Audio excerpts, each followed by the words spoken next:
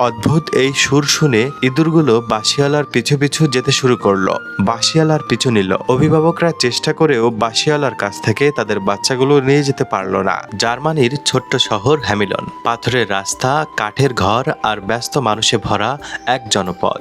সূর্যের আলোয় ঝলমল করছে শহরটা। শিশুরা খেলছে, রাস্তাঘাট ও বাজারে মানুষের কোলাহল।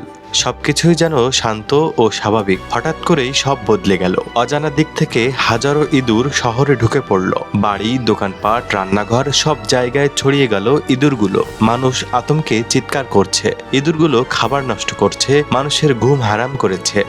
শহর জুড়ে ইঁদুর আর মানুষ লাফাচ্ছে, ছোটাছুটি করছে। দরজা বন্ধ করেও রেহাই পাচ্ছে না মানুষগুলো। শহরের এই অবস্থা দেখে সবাই খুবই আতঙ্কিত হয়ে গেল।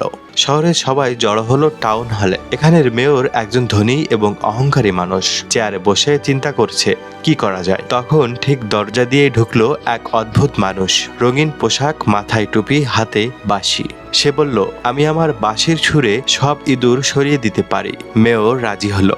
মেয়র প্রতিশ্রুতি দিল, ইঁদুরগুলো সরাতে পারলে মোটা অঙ্কের টাকা দেওয়া হবে তাকে।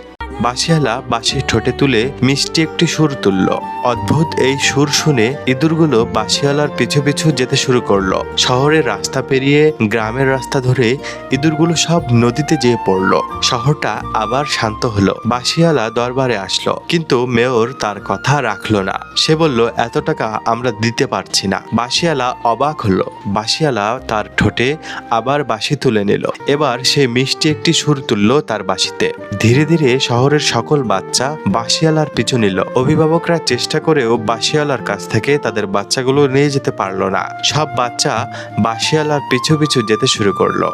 শিশুগুলো সবাই বাঁশিওয়ালার পিছু পিছু শহর ছেড়ে গ্রামের পথ ধরে নদী ও পাহাড়ের দিকে যেতে লাগলো। ধীরে ধীরে সকল বাচ্চাগুলো অদৃশ্য হয়ে গেল। শহরটা একেবারে ঠান্ডা হয়ে গেল।